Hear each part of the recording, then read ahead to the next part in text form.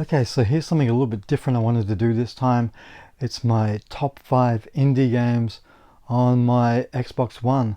Actually, I haven't shown any of my Xbox One collection yet. I'll get around to doing it, so this is a perfect opportunity to show some of the games I like on the Xbox One, especially the indie titles. I've been into the indie titles for a few years now. I don't mind AAA titles, but I just find some of the indie stuff is just as good or even better than the AAA titles. And some of these are exclusive to the Xbox One, others are on PlayStation 4 or the Nintendo Switch. So let's get into my top 5 indie games on the Xbox One. And coming in at number 5 is Super Lucky Tale. Now this is a game that kind of reminiscing of the Mario games in the 3D environment, Banjo-Kazooie, all of that sort of stuff. This is a very bright, colorful game aimed at, it's not only aimed at kids, but anybody that loves just some pure fun. It's not too taxing. Very bright and vibrant environments. And the character, who's a fox, kind of looks like Tails out of Sonic the Hedgehog to me. But made by Playful Studios. It's really great. I really had a lot of fun playing this one. If you can track it down, it's actually at a good price, but yeah, if you got kids, they're gonna love this one as well. So yeah, exclusive to Xbox One. It's so cool. I really do enjoy that one. Now the next one is on the PlayStation 4 and also on the Nintendo Switch, and that is Little Nightmare. Now this is a puzzle horror game. It doesn't really tell you much of the story when you begin the game. You're a girl, you're kind of like in like a yellow raincoat.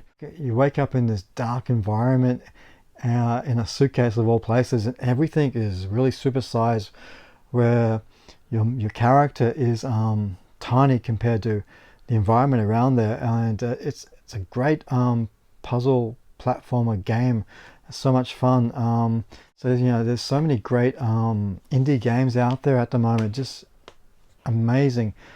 Now coming in at number 3 is a game called Brother, A Tale of Two Sons. Now this game, I don't want to give too much away. I really don't want to give anything away.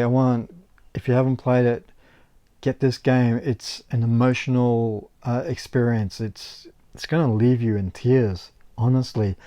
So like it says on the back cover, a man clinging to life, his two sons desperate to cure their ailing father, are left with but only one option. They must set out upon a journey to find and bring back the water of life. And that's all I'm going to tell you about this game. And they set out on the adventure. It's a one-player game, but you get to play as both characters with the co-op, how it's all works with a single player. It's really cool. But man, this is an emotional roller coaster ride for sure. It left me, yeah.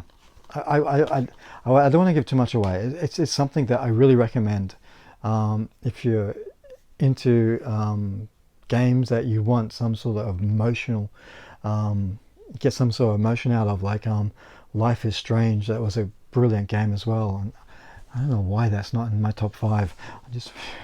But coming in number 2 is an adorable game called Rhyme.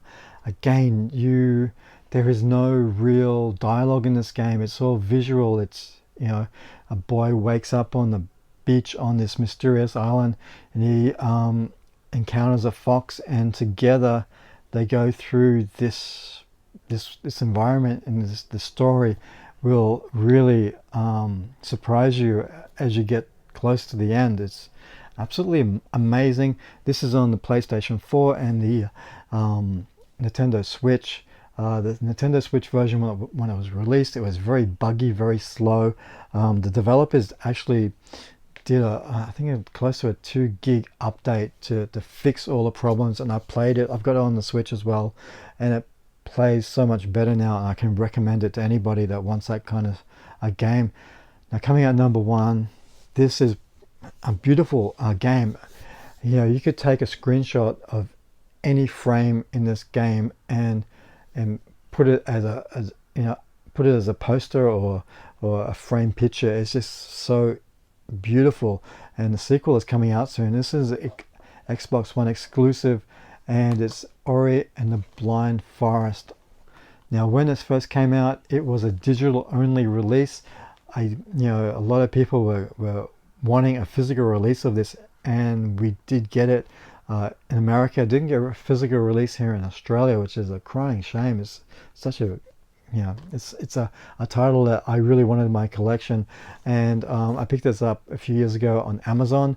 It does come with a game and a CD. Now, when you look on the Amazon website, it was saying it would only come with a CD and a digital download. I still got it because of the cover, but to my surprise, behind the CD was the physical game. I can recommend this to anybody. It's a great platform game, has a lot of emotion in it too, and the sequel is coming out in 2020, I believe, early 2020, and what I've seen of that at this year's E3 was phenomenal. It looked even better than what this does, and this looks fantastic. So that's it, guys. It's a little bit different with this video, my top 5 indie games on the Xbox One. I will be doing one on the PlayStation 4 soon. Like I said, 3 of these titles are already available on the Switch and the PlayStation 4, but I can recommend them to anybody that is into indie games, and there's a lot of us out there now that are really enjoying the indie titles. So that's it. Don't forget to like and subscribe, and I'll see you next time, guys. Bye.